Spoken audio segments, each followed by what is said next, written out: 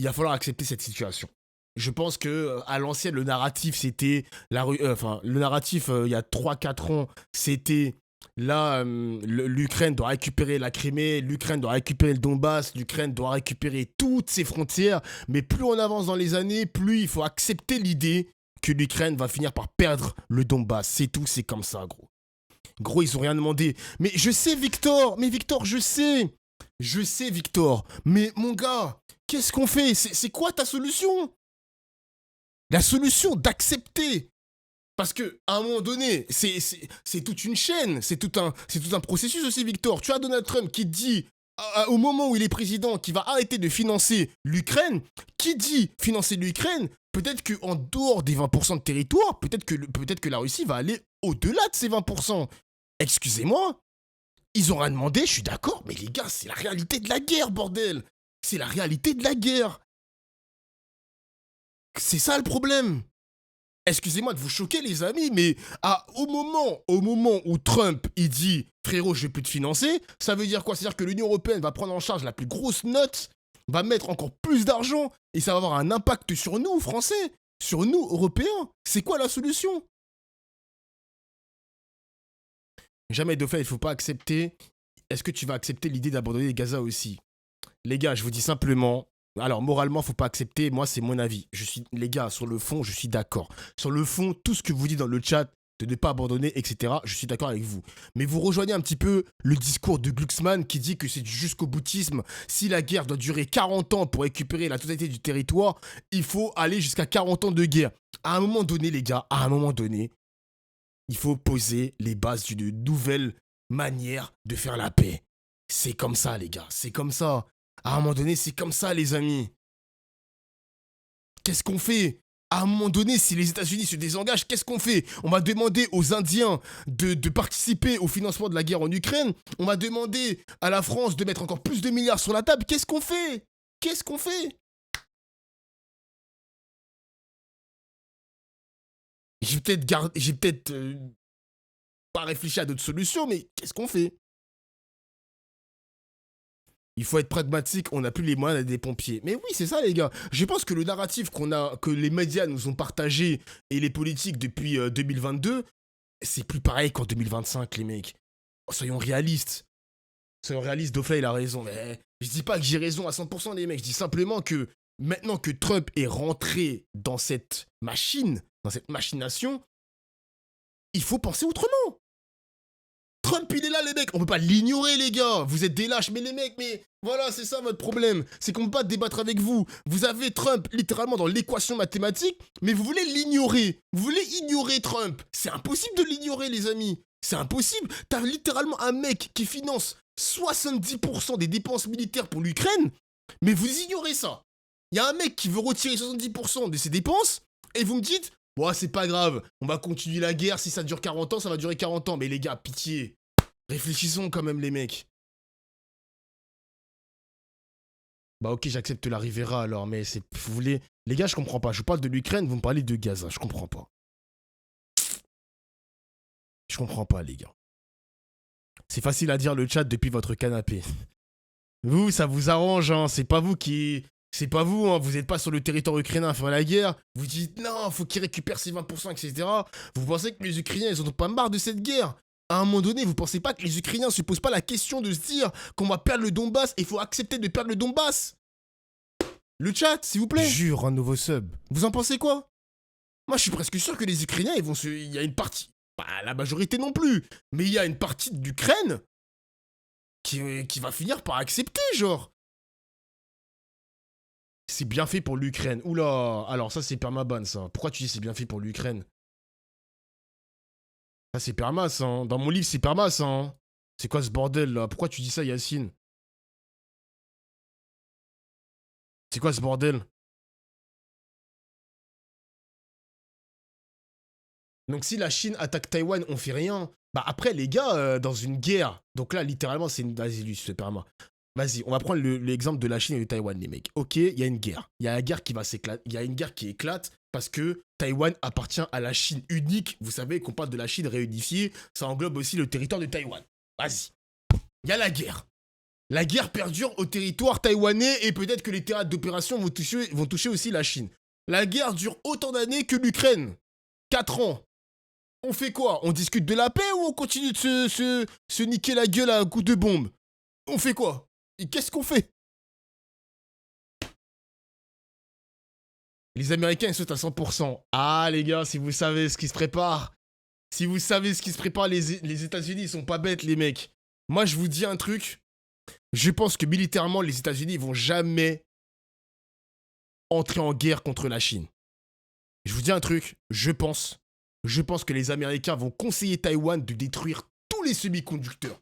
Détruire toutes les usines de semi-conducteurs. Parce que la plus grande crainte des Américains, c'est si la Chine s'empare de la technologie taïwanaise, donc les semi-conducteurs, parce que faut savoir que les Taïwanais ont le plus grand marché mondial de semi-conducteurs, les États-Unis vont jamais laisser la Chine s'emparer de ce marché-là. Jamais.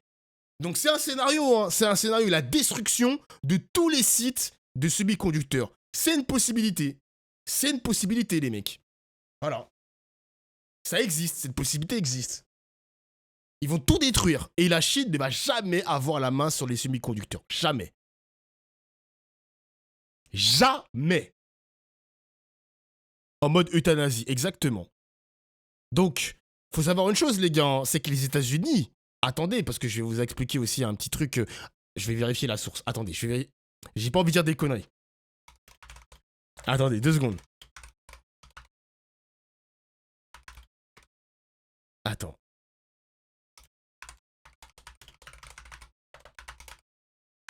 Attendez 2 secondes.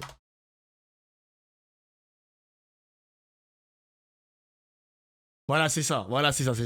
Les États-Unis, il faut savoir une chose, les gars. Les États-Unis se sont positionnés sur le fait qu'il y a une seule Chine. Ils le disent que Taïwan appartient à la Chine. Mais c'est très relatif, les gars. C'est très, très relatif. Vraiment, la position des États-Unis, elle est très ambiguë par rapport à ça. Il y a une reconnaissance de la position chinoise. Ils disent que Taïwan appartient à la Chine, mais il y a une sorte d'ambiguïté sur ce que c'est exactement le statut de Taïwan, etc., etc. Bon, bref, c'est assez compliqué quand même, c'est assez compliqué. Mais sachez que c'est pour ça que les Américains ne vont pas forcément rentrer en guerre contre la Chine, parce que les Américains eux-mêmes ont dit que Taïwan appartient à la Chine. C'est pour ça que c'est compliqué. Eh oui. J'avais eu l'occasion de l'interviewer il y a à peu près 1 an. À une période où il y avait ces discussions côté américain sur le prolongement ou non de certains paquets et certaines aides financières. Wesh, il a fait une interview avec Zelensky. Putain, mais Hugo Décrypte, c'est pas n'importe qui, les mecs. Hein. Les militaires. On sentait évidemment son opposition, sa colère vis-à-vis de la position des républicains et donc notamment de Donald Trump qui s'opposait à tout financement supplémentaire. Et on voit depuis l'élection de Donald Trump que Volodymyr Zelensky adopte tout de même un discours différent. Je pense qu'il est conscient qu'il a besoin des États-Unis aujourd'hui, qu'il a intérêt à avoir Donald Trump tout de même à ses côtés. Et on sent un changement de discours de la même façon d'ailleurs que on observe tout de même beaucoup d'Ukrainiens et le New Yorker notamment faisait une longue enquête à ce sujet récemment. En fait, une forme de frustration de la part des Ukrainiens qui se disent à la fois Joe Biden nous aidait beaucoup mais pas suffisamment pour qu'on remporte finalement la guerre face à la Russie.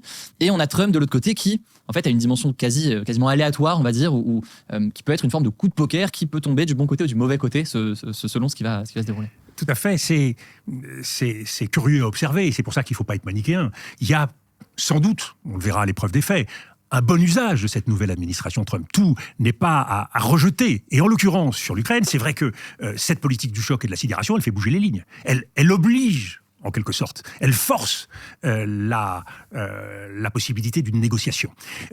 À voir quelle sera la stratégie de Vladimir Poutine, qui n'est pas non plus, ne surévaluons pas la position de Vladimir Poutine. Certes, il a renforcé ses positions dans le Donbass, se rapproche de Potrovsk, dans la région de Koursk, il a repris une partie du terrain qu'il avait perdu et qui avait été saisi par les Ukrainiens, mais l'économie russe reste extrêmement fragile et un certain nombre d'analystes et d'experts considèrent que à partir de 2026, les choses pourraient devenir beaucoup plus compliquées pour lui. Il y a des chiffres de croissance qui sont intéressants, mais qui, quand on voit dans le détail, sont concentrés sur la dimension militaire aujourd'hui. Absolument. Il a eu dans son administration, et je pense en particulier à la gouverneure de la Banque centrale, des gens qui ont fait un travail assez étonnant. On ne s'attendait pas à ce que l'économie russe résiste si bien, mais elle reste fragile. Donc, quel sera le calcul dans la durée ? Ce qui est certain, c'est que, vous avez raison, Volodymyr Zelensky a changé son positionnement. Et aujourd'hui, il veut afficher une volonté de négociation. et il intègre y compris les paramètres de deal nécessaires avec Donald Trump, en imaginant que les terres rares, qui sont d'ailleurs dans le Donbass, donc dans des terres qui pourraient revenir à la Russie, pourraient être données à ceux qui apporteraient l'aide, et donc aux Américains, l'aide la plus importante.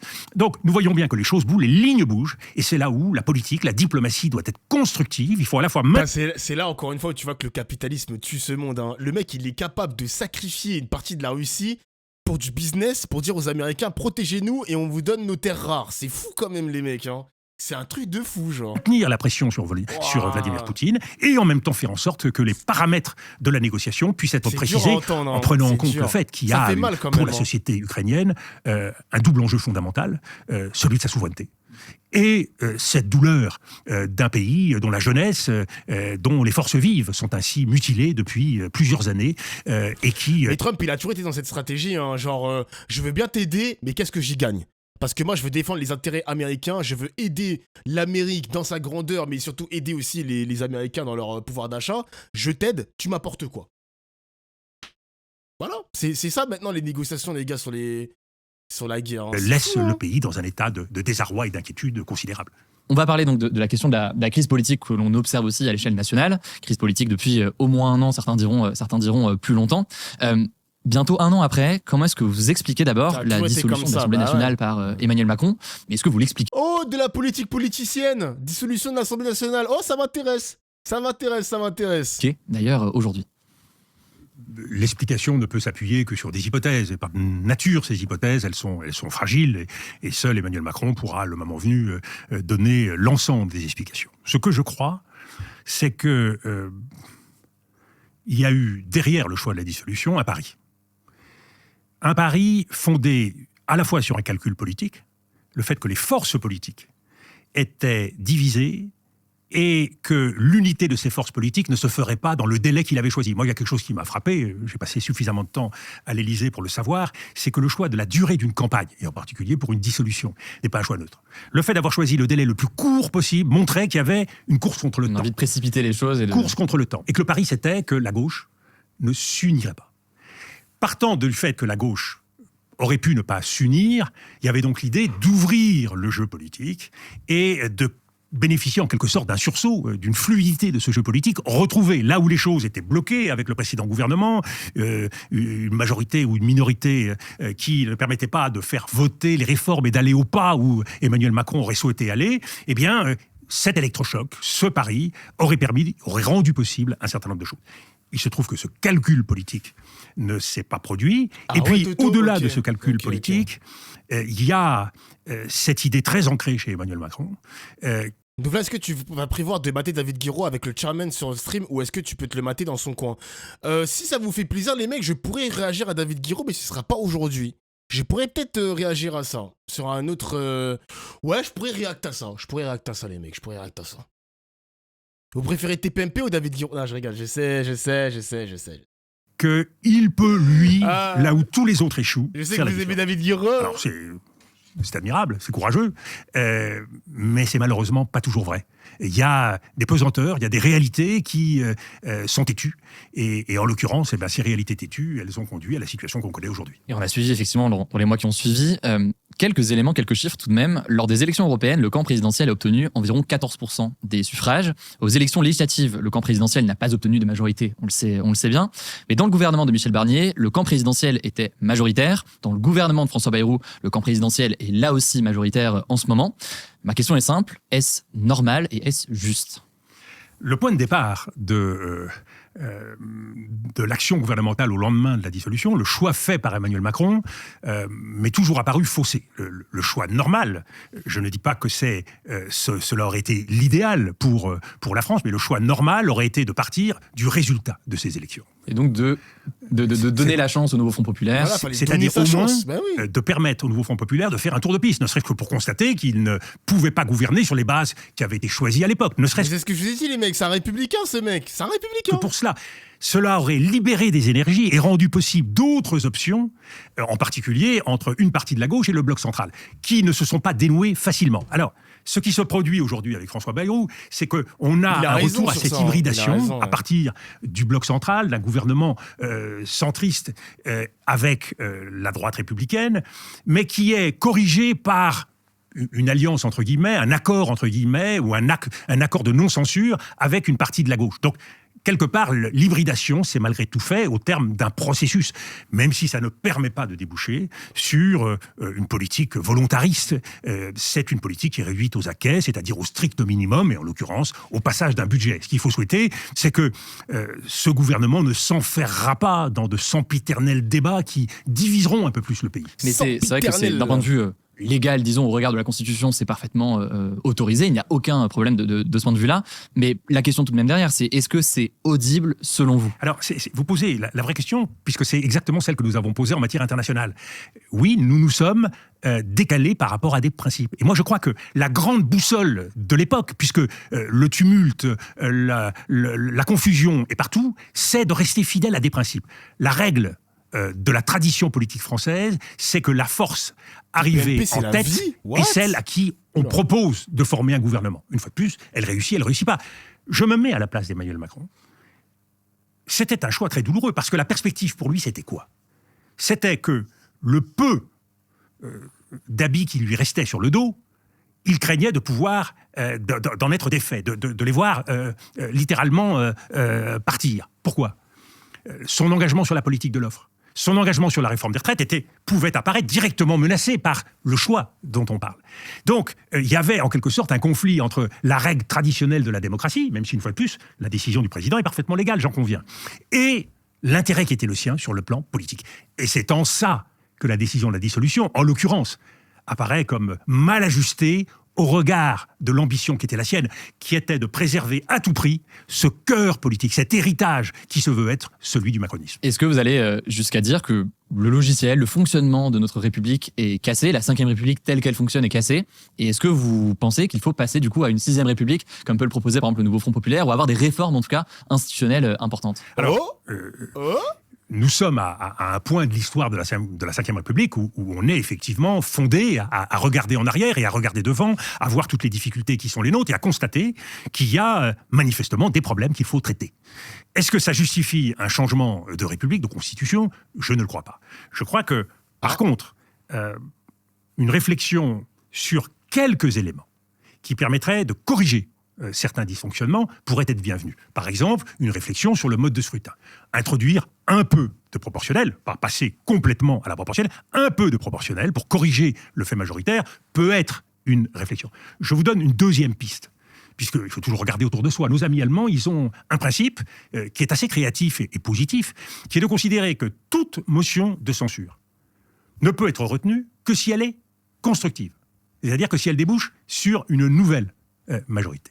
Donc, vous avez là un système qui permet de corriger le risque de la motion de censure, qui introduit en quelque sorte un paramètre, soit le gouvernement est là, soit c'est le chaos. Il faut sortir de cette logique de la menace du chaos. Et pour bien comprendre le fonctionnement en Allemagne, qu'est-ce que ça veut dire quand vous dites proposer quelque chose ? C'est-à-dire, c'est proposer un gouvernement ? Mais ça veut dire qu'en permanence, les Allemands sont fondés à travailler sur la base d'un compromis. Ça veut dire que, en gros, ils ne peuvent pas s'écarter trop de la réalité. Nous sommes toujours, une fois de plus, dans la logique de la transgression, dans la logique hystérique entre guillemets, mais qui est de solutions maximales qui ne débouchent jamais sur des pratiques concrètes et positives au service des Français. Troisième élément de réflexion. On pourrait imaginer, parce que ça c'est quelque chose que j'ai constaté moi dans le fonctionnement de nos institutions depuis un certain nombre de décennies, que la relation au sein de l'exécutif n'est pas saine. La relation entre le président de la République et le Premier ministre mérite d'être rééquilibrée. La verticalité, très franchement, si vous me posez la question, on l'a donnée.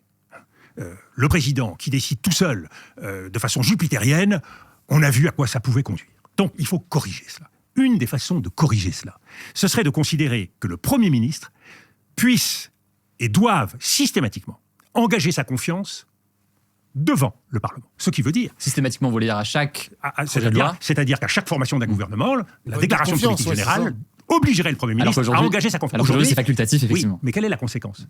C'est qu'aujourd'hui, la légitimité... Vous savez, la légitimité, c'est le cœur de la politique.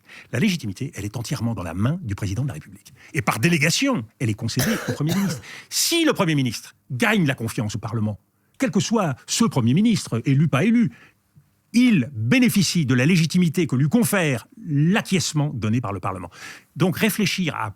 Ah mais jure, je peux voir les viewers qui me follow pas. Jérôme, follow-moi, wesh. Paka, pareil. Le mec, il me pose des questions, mais il me follow pas ma chaîne. Je te réponds pas, du coup. introduire cette règle rééquilibrerait le rôle au sein de l'exécutif. Et vous savez, j'en reviens toujours au bon sens de Jacques Chirac, qui avait l'habitude de dire « il y a plus d'idées dans 2 têtes que dans une ». Ce qui veut dire que le Premier ministre et le Président de la République ont vocation, certes, à travailler ensemble, mais sur un mode constructif qui n'est pas celui du principe hiérarchique, de la verticalité. Il n'y a pas, comme le disait un Président de la République, le Président en majesté et un collaborateur. Ce qui est outre un peu méprisant, mais surtout marque un mode de fonctionnement qui ne me paraît plus être celui de notre époque. Un mot rapidement sur la question des réformes, on va en parler pendant quelques instants. Alors pour ceux qui sont un peu plus âgés, ou ceux d'ailleurs qui sont trop jeunes et qui n'ont pas connu, j'avais 9 ans de mon côté, en 2006, vous aviez proposé le CPE, donc c'est une réforme qui visait à introduire un CDI plus flexible pour les jeunes de moins de 26 ans et qui permettait notamment aux employeurs pendant 2 ans de les licencier sans justification. Ça avait suscité à l'époque des manifestations, une opposition massive. Le projet avait finalement été retiré. Presque 20 ans plus tard, quelles leçons est-ce que vous avez tirées de cette période? Alors, plusieurs leçons. La première, c'est que ce projet n'était pas sorti de mon chapeau comme ça. Le contrat première embauche est né du contrat nouvelle embauche qui avait été mis en place précédemment et qui avait donné de remarquables résultats, puisqu'il se trouve que dans les 2 années où j'ai été Premier ministre, on a réussi à réduire non seulement le chômage, mais à réduire les déficits et à engager un processus de décrue de la dette. Donc on a marqué des points avec ce contrat nouvelle embauche qui s'adressait aux PME et qui visait à créer une relation de confiance entre le patron de PME et son employé, à travers une période d'essai qui a été renouvelée dans le contrat première embauche, qui, contrairement à ce qu'on a dit et ce que la plupart des gens pensent aujourd'hui, n'était pas du tout un contrat d'inspiration libérale. Je n'ai rien d'un libéral. Je n'ai jamais été un apôtre. Mais il avait été vu comme une forme de précarisation des jeunes. Exactement. L'idée qu'on pouvait se défaire. Alors que ce contrat est né de la crise des banlieues, qui venait de se terminer, et qu'il se situait dans un projet de loi égalité des chances. Quel a été le choc pour moi de la crise des banlieues? C'est de constater que des jeunes pouvaient avoir 5, 6, 7 ans, 8 ans d'études et ne se voyaient proposer ni stage, ni emploi. Et en parlant, en recevant à Matignon, en allant sur le terrain, j'ai constaté que ce qui faisait que le déclic ne se faisait pas, c'est qu'évidemment, issus de quartiers, portant des noms qui pouvaient rendre un peu timides certains employeurs, eh bien, on n'osait pas leur faire confiance. Et donc, mon idée, c'était sur une durée effectivement longue, sans doute trop longue. Il a pris des pincettes, là. Permettre à ce jeune de donner la preuve de sa compétence, créer cet attachement qui peut exister dans les entreprises entre un employé et son patron, et qu'après 2 années de travail ensemble, eh bien le patron ne dirait pas à son jeune employé dont il connaîtrait les tenants, les aboutissants, la famille, etc., ne lui dirait pas maintenant c'est dehors. Donc, je me suis trompé sur la capacité de ce contrat à changer les mentalités. Parce que c'était exactement ça. C'était un outil de justice sociale. Ça n'a pas été compris. Surtout, ça a été utilisé politiquement au sein de ma propre majorité, puisqu'on se rappelle qu'à l'époque, dans la rivalité qu'a posteriori on a voulu amplifier entre Nicolas Sarkozy et moi, Nicolas Sarkozy a fait en sorte que la majorité dézingue ce projet. Aujourd'hui, manifestement, nous sommes dans une situation où le rapport à la chose économique reste tout aussi difficile qu'à cette époque. Et si c'était à refaire aujourd'hui, il y aurait à nouveau, si un projet de ce type-là a été porté, il y aurait à nouveau des craintes de précarité des jeunes qui se diraient, mais déjà qu'on a une difficulté à rentrer sur le marché de l'emploi, si c'est pour avoir un CDI bien sûr. Volant, on va dire. Alors, pour être très concret sur les raisons pour lesquelles je croyais pouvoir espérer, c'est que je pensais qu'une fois qu'on aurait passé 1 an ou 2 ans dans une entreprise, ce qui était le principal reproche que me faisaient ces jeunes, souvent des quartiers, c'était, voyez-vous, nous, personne ne nous donne notre chance. On n'a même pas la possibilité de faire un stage. Là, je me disais, au moins, ils auront fait 1 an, 1 an et demi, 2 ans, et même si ça se passe mal au bout des 2 ans, ils arriveront avec une expérience. Alors que systématiquement, la première chose qu'on demande à un jeune, quelle expérience vous avez? Là, il y avait en quelque sorte une espèce d'huile, un mécanisme qui permettait de donner aux jeunes sa chance. Alors, il faut, et c'est l'erreur que j'ai commise, la faute que j'ai commise, c'est de ne pas prendre en compte suffisamment les représentations et de ne pas prendre en compte suffisamment les rapports de force. Et on était en fin de 2e mandat de Jacques Chirac, donc je n'avais pas le temps et je voulais continuer à agir dans le cadre de ce mandat, et ça a donné le résultat. Mais il faut en tirer les leçons, et on peut en tirer les leçons. Et on voit que sur un sujet comme celui-ci, il y a aussi d'autres questions qui se posent sur la question des discriminations à l'embauche, voire du racisme. Nous sommes aux 20 ans de la charte. C'est fou comment j'aimerais que toute la droite, c'est lui, genre, c'est un giga droitos. C'est vrai que c'est un giga droitard quand même, monsieur de Villepin. Mais vas-y, il est tellement plus basé que ceux d'aujourd'hui. C'est vrai qu'on a un rotaillot quand même. Hein. C'est vrai que quand t'entends les autres droitards s'exprimer à la télé, waouh, c'est tellement le jour et la nuit. Quand tu écoutes, et c'est pour ça que dans mon chat, je me dis à chaque fois, trigger warning, attention les gars, Dominique de Villepin est un Chiracien, c'est un putain de droitard de l'époque Chirac, etc. Attention quand même, parce que c'est vrai que c'est un magicien ce gars. Quand tu écoutes Dominique de Villepin, tu te dis que c'est pas un droitard en fait. C'est pas un droitard. Bah si les mecs, hein. Bah si. Eh si les gars. Gaulliste, ouais, c'est un droitard. De la diversité, qui a été créée en 2004. Nous voyons bien que beaucoup a été accompli dans tous les domaines, que ce soit la diversité confessionnelle, ethnique, que ce soit la diversité entre hommes-femmes, que ce soit la diversité, la neurodiversité, parce que c'est vrai qu'il y a une différence aussi. Par rapport à aujourd'hui, c'est pas un droitard. Mais attention, Mr. Red Pill, parce qu'on a beaucoup écouté Dominique de Villepin sur la géopolitique, mais t'as des petites phrases comme ça qui prouvent quand même que ça reste un droitard. Par exemple, sur le délire de la France qui doit être dans le multilatéralisme, la France qui doit être au centre du jeu géopolitique mondial. Il y a un peu aussi cet impérialisme qui sommeille en lui. C'est des bails de droitard, les gars, hein. Pour moi, la gauche, ça a toujours été dans le non-alignement, dans la paix rien que dans la paix, dans la discussion diplomatique, mais pas forcément militaire. Il n'y a pas forcément ce rapport de force qui doit être pesé de toute son âme. Bah, excusez-moi, la tech de Villepin sur son impérialisme français, bah, c'est un truc de droitard, les gars, excusez-moi. C'est un putain de droitard sur ça. Qui s'exprime de ce côté-là, le handicap, et le chantier. Il y a toujours des discriminations. Le chantier reste ouvert. Autre réforme qui fait beaucoup parler, cette fois-ci c'est pas la vôtre, c'est celle de la réforme des retraites d'Emmanuel Macron, notamment l'âge légal de départ à la retraite passé de 62 à 64 ans. Une réforme qui a été adoptée, on le sait, au 49.3, car il y avait une absence ou un risque d'absence de majorité sur ce projet-là. Sur le fond, comment est-ce que vous jugez aujourd'hui cette réforme, et sur la forme, est-ce que vous approuvez la méthode ? Je voulais me corriger. Manifestement, la réforme relève du passage en force. Et à l'expérience, le passage en force n'est jamais la solution. Une réforme, pour bien s'appliquer, suppose toujours une adhésion de la part du peuple français. En l'occurrence, il y a défaut de ce point de vue-là. Et nous voyons bien qu'à partir de cette réforme, tout a commencé à se dérégler. Donc le prix, en quelque sorte, du passage en force, eh bien, c'est tout ce qui a suivi. Donc il faut être capable d'en tirer les conséquences et corriger.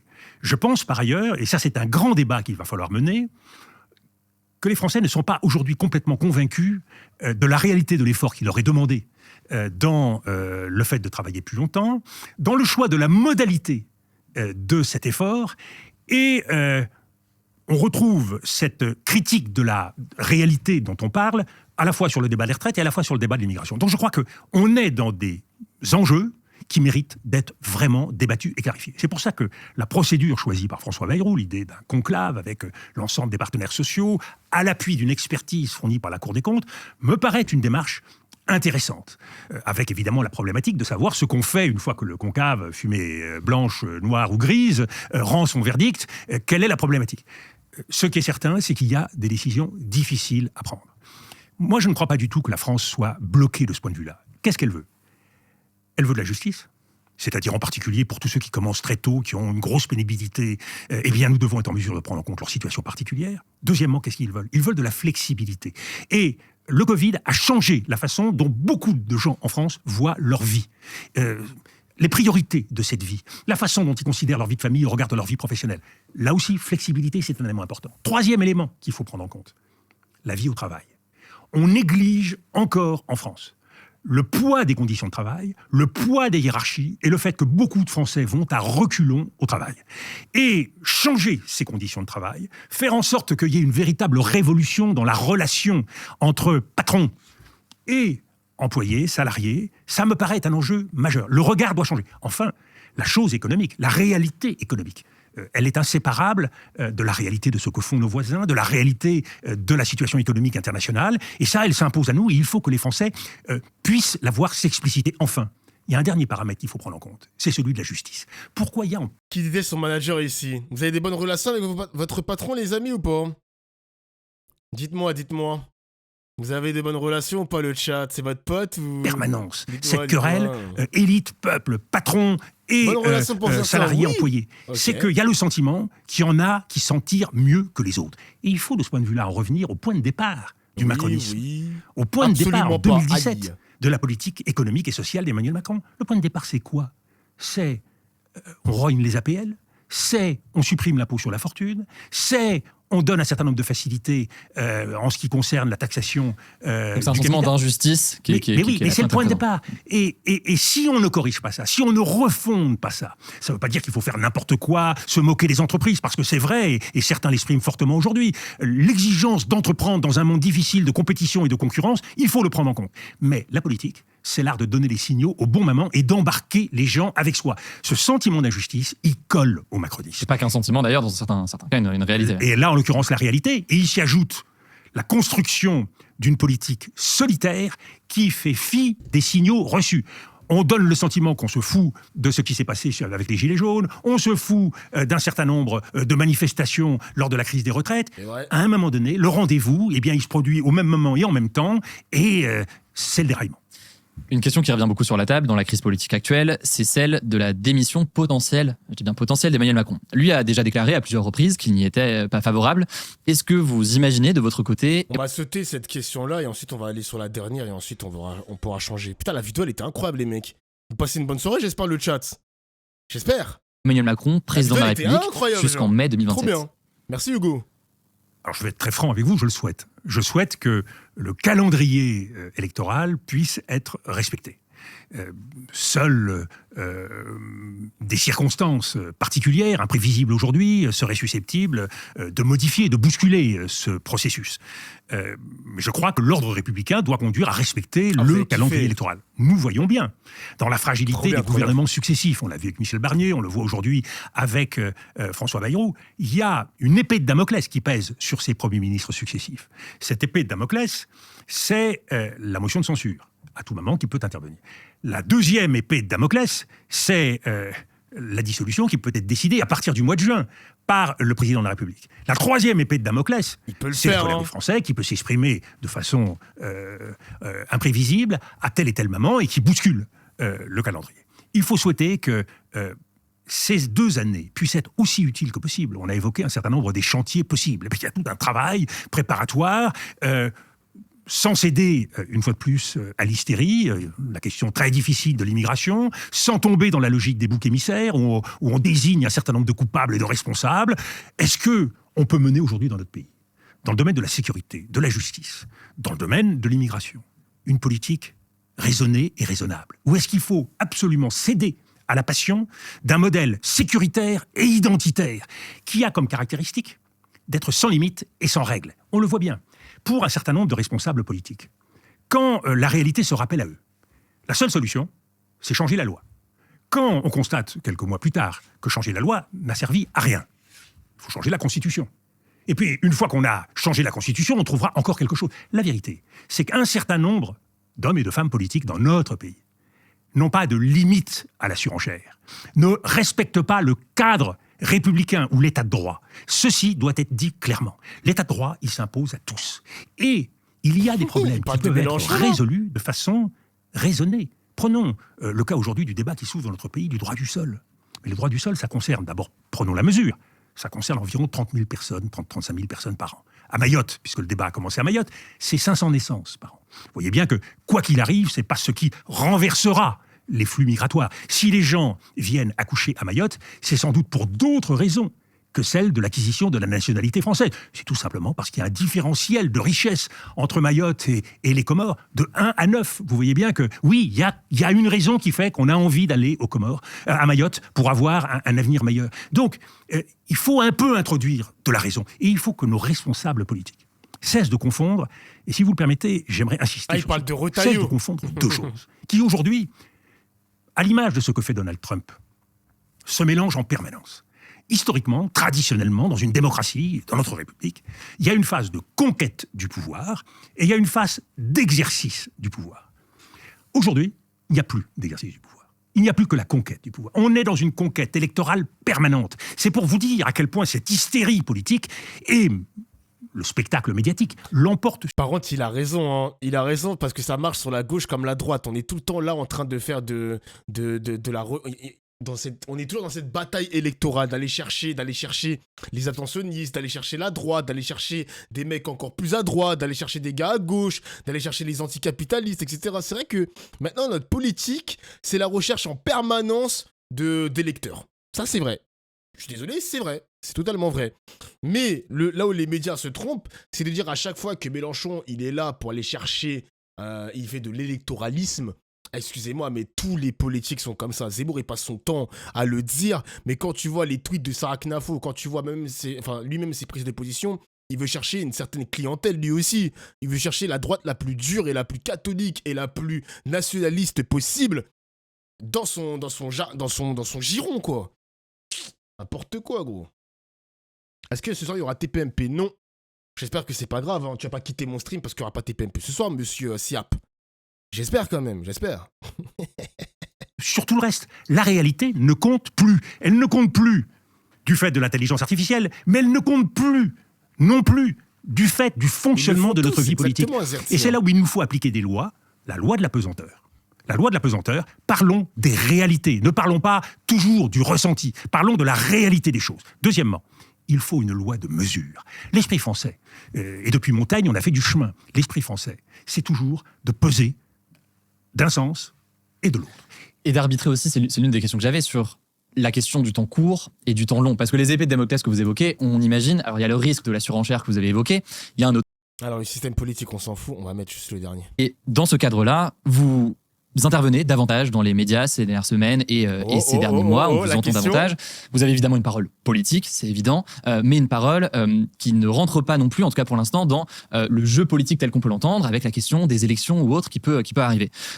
Ma question là-dessus, elle est simple. Est-ce que vous envisagez aujourd'hui une candidature, par exemple, à la prochaine élection présidentielle? Non, ce serait absurde de ma part de vouloir m'inscrire comme ça, venant de nulle part, dans le jeu politique. Je n'avais pas prévu de tenir une parole forte sur le plan international. L'Ukraine, Gaza, Donald Trump, pareil au lendemain de la dissolution. Simplement. La gravité de la situation justifie qu'à un moment donné, je ne me contente pas de tourner autour de la planète et de prendre la parole dans des grandes conférences internationales.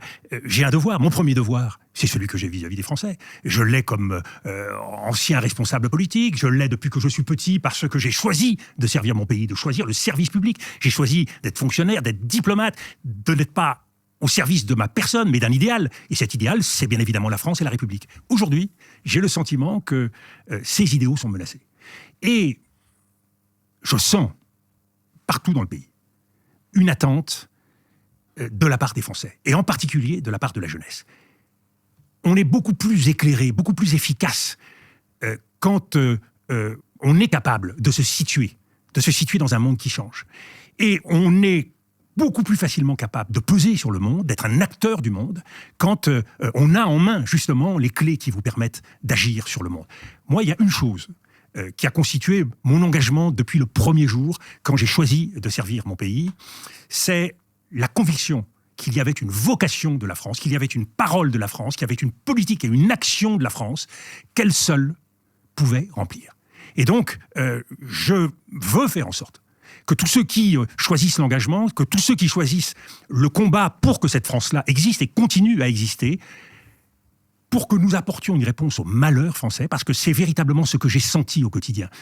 Cette frustration de ne pas être ce que nous pourrions être, cette frustration de ne pas faire peuple comme nous pourrions le faire, de laisser nos principes en jachère et de discuter en permanence de nos colères et de nos peurs sans jamais être capable d'être efficace. Je crois qu'il y a des solutions. Je crois qu'ensemble, nous pouvons relever ces défis. On a besoin à la fois de regarder en arrière pour tirer les leçons des erreurs que nous commettons. Et moi, je n'ai jamais cessé toutes les dernières années d'essayer de mûrir et de tirer les leçons des erreurs que j'ai faites. Pour dire un nom, hein, les gars. Pour essayer de faire mieux et pour que tous ceux qui auront vocation à servir la France dans les prochaines années, eh bien, puissent être mieux éclairés. Mais à vous entendre, il y a des idéaux, vos idéaux qui sont menacés. Il y a des clés qui permettent d'agir. Et la clé, tout de même, l'une des clés tout de même pour agir, c'est la clé du pouvoir politique. C'est évidemment quand même l'une d'entre elles. Oui, mais celle-là, c'est pas moi qui l'ai, c'est le peuple français. On suivra tout ça. Merci beaucoup. Merci à vous. Merci pour le temps.